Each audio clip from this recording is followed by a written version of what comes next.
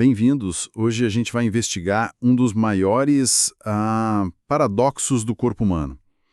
Uma estrutura do tamanho de uma ervilha, bem escondida na base do cérebro, que age como a grande maestrina da orquestra hormonal do nosso corpo, a glândula pituitária. Exato. Ela dita as regras para o crescimento, o metabolismo, a reprodução, para quase tudo. E a questão que fica é: como que algo tão pequeno concentra tanto poder? A resposta, e é isso que a gente vai ver, está na arquitetura microscópica dela, na histologia. E o que essa histologia revela, é que não estamos olhando para uma glândula só, mas, na verdade, para duas, que tiveram um encontro marcado pelo destino durante o nosso desenvolvimento. É uma história fascinante de como a forma acaba ditando a função. Com certeza. E para a gente entender isso, a gente precisa alinhar o básico da comunicação hormonal. Pensa nos hormônios como, mensageiros químicos. Uma célula endócrina produz, libera no sangue. E ele viaja pelo corpo. Isso, viaja pelo corpo todo, mas só entrega a mensagem nos órgãos-alvo certos, que têm os receptores, Esse é o modelo de secreção endócrina. É o que a pituitária faz. Bem diferente, por exemplo, de uma glândula salivar, que joga a saliva direto na boca por um ducto. Isso seria uma secreção exócrina, certo? Para fora. Exatamente. A comunicação endócrina é para dentro, para o sangue. Tem outras mais locais também. A parácrina, que é tipo a célula conversando com a vizinha do lado. E a autócrina, que é basicamente a célula falando com ela mesma. Mas o grande jogo da pituitária é o endócrino. É mandar ordem para o corpo todo. Certo. E um sistema desse precisa de um controle, um freio. Precisa.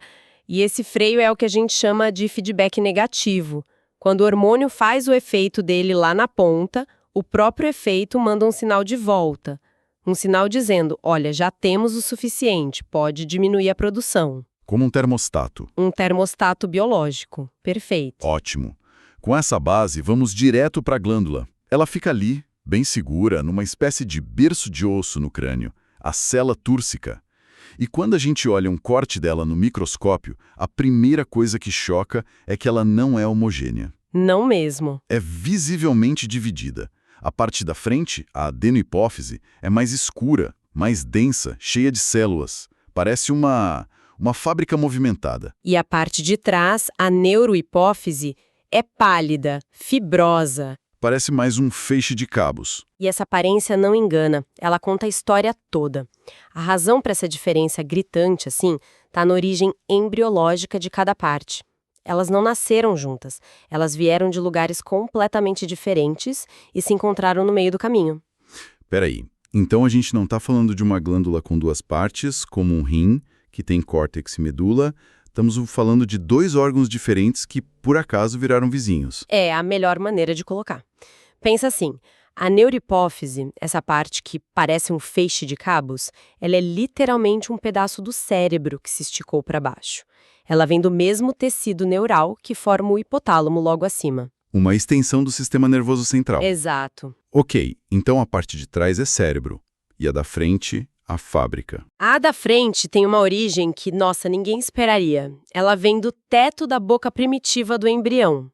Uma pequena bolsa de tecido, a bolsa de Rathke, começa a subir em direção ao cérebro. Uau! E, eventualmente, se solta da boca e se aninha na frente da neurohipófise, que estava descendo. Uma veio de cima, outra veio de baixo e elas se fundiram. Isso muda tudo. Uma é tecido cerebral, a outra é tecido epitelial da boca. Então, a forma como o comando central, o hipotálamo, fala com cada uma delas deve ser radicalmente diferente. Completamente. A parte do cérebro deve ter uma linha direta, uma conexão física. É a dedução perfeita. A neurohipófise tem essa linha direta, quase como uma extensão de hardware. Mas a adenohipófise, por ser um órgão separado, precisou de uma solução de software bem diferente e, vamos combinar, muito mais engenhosa para receber as ordens. Vamos começar pela mais simples, então. A neurohipófise. A extensão do cérebro. Certo. Ela está ligada ao hipotálamo por uma haste, o infundíbulo. Mas o curioso é que, por ser tecido nervoso, ela não parece produzir nada. O material diz que há mais um armazém. Um terminal de armazenamento e liberação, para ser mais precisa. Pense em neurônios gigantes. Os corpos celulares deles, as centrais de comando, ficam lá em cima no hipotálamo. Em duas regiões, né? O núcleo supraóptico e o paraventricular. Isso. É lá que o ADH, que controla a água no corpo, e a ocitocina, do parto e lactação, são produzidos. E como esses hormônios viajam da central de comando lá de cima até o armazém aqui embaixo? Pelos axônios desses mesmos neurônios. São como cabos longos que descem pelo infundíbulo. Os hormônios são empacotados e viajam por essa autoestrada neural. Até a ponta do axônio, que fica lá na neurohipófise. Nesses terminais, eles se acumulam em umas dilatações, que a gente vê no microscópio os corpos de Herring. São os depósitos do armazém. Exatamente. E quando o corpo precisa de um deles, o que acontece? Um sinal elétrico desce pelo cabo e aperta um botão de liberar. É exatamente isso. O impulso nervoso viaja pelo axônio e dispara a liberação do conteúdo dos corpos de Herring. E eles são liberados direto numa rede de capilares sanguíneos muito especiais. Os fenestrados. Sim, os capilares fenestrados. Eles têm pequenos poros nas paredes, como uma peneira, o que permite que os hormônios entrem na circulação quase que instantaneamente. Que eficiente! E para ajudar em todo esse processo, existem umas células de suporte espalhadas por ali, os pitocitos. Eles são tipo os zeladores do tecido, dão sustentação para os axônios, abraçam os capilares. Ajudando a regular essa passagem delicada de hormônios para o sangue. Isso. Entendi. Então a posterior é um sistema de entrega simples, direto, quase um apêndice do cérebro. Mas isso só torna a outra parte, a anterior, ainda mais intrigante. A adenohipófise é a verdadeira fábrica, mas ela não veio do cérebro. Como que ela recebe as ordens do hipotálamo se não tem essa linha direta de cabos neurais? O cérebro não pode deixar uma fábrica de hormônios tão potente funcionando por conta própria. E não deixa. A solução que a evolução encontrou para isso é uma das peças de engenharia assim, mais elegantes do corpo humano, o sistema porta-hipotálamo-hipofisário. Um sistema porta, como uma portaria? Quase isso. É um sistema de vasos sanguíneos que funciona como um atalho exclusivo.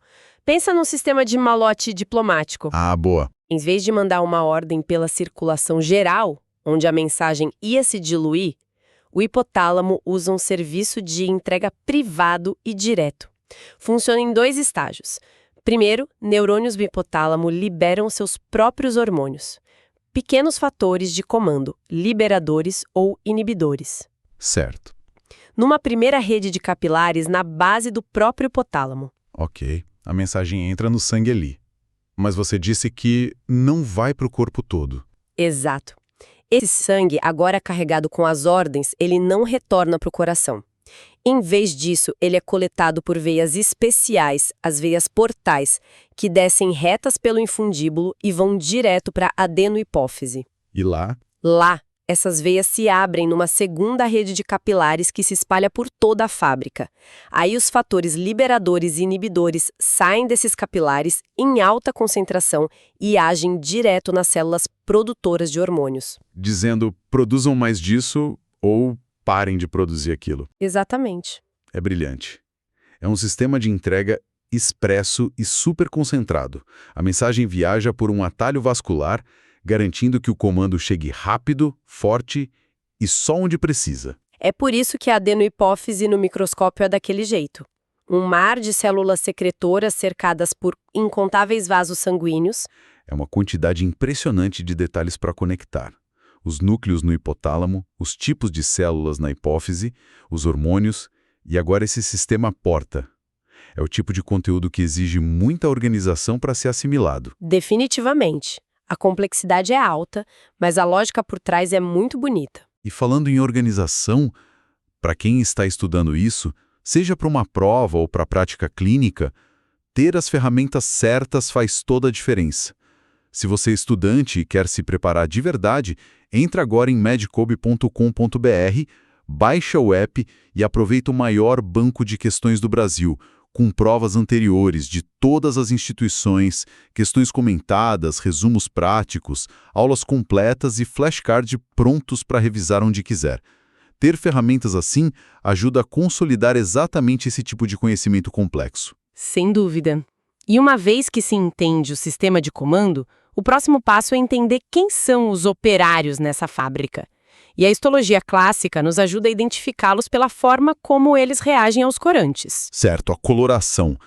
Vemos que algumas células se coram, as cromófilas, e outras ficam pálidas, as cromófobas, que talvez sejam células cansadas ou em repouso. Isso. Mas entre as que se coram, temos dois grandes times. As que gostam de corantes ácidos, as acidófilas, que ficam rosa ou laranja, e as que preferem corantes básicos, as basófilas, que ficam azuladas ou roxas. E cada time tem sua função.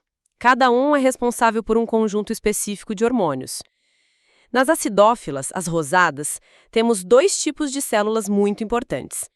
As mais numerosas de todas, compondo quase metade da fábrica, são os somatotrofos. Somatotrofos. Eles produzem o hormônio do crescimento, o GH. Metade da fábrica dedicada só ao crescimento e metabolismo, isso mostra a prioridade, né? Mostra muito. E outro tipo acidófilo? São os lactotrofos, que produzem a prolactina, o hormônio da produção de leite. Eles são um grupo menor, mas que, olha que interessante, aumenta muito em número durante a gravidez e a amamentação. Ah, claro. Um belo exemplo de como a histologia da glândula pode mudar de acordo com a necessidade fisiológica. Exato. Faz todo sentido. E o time das basófilas, as células azuis, elas parecem mais diversas. São sim.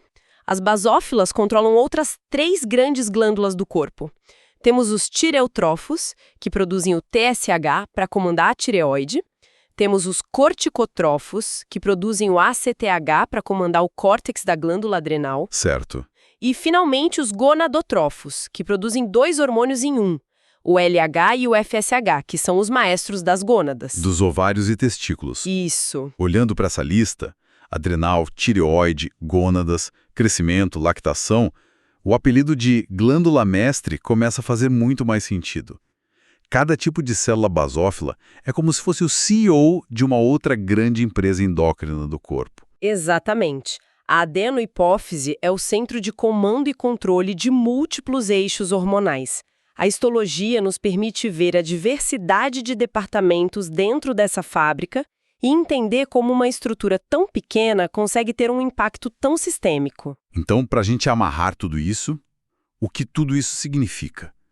Ao juntar as peças, a imagem que emerge é muito mais rica do que a de uma simples glândula mestre. Muito mais. O que a gente tem é uma aliança poderosa e improvável. De um lado, uma extensão direta do cérebro, a neurohipófise, agindo como um terminal de liberação rápida, quase um reflexo neurohormonal. E do outro, uma sofisticada e independente fábrica hormonal, a adenohipófise, controlada à distância por um engenhoso sistema de comunicação vascular. E a chave para entender essa dualidade toda, como a gente viu, foi a origem embriológica. Foi a origem.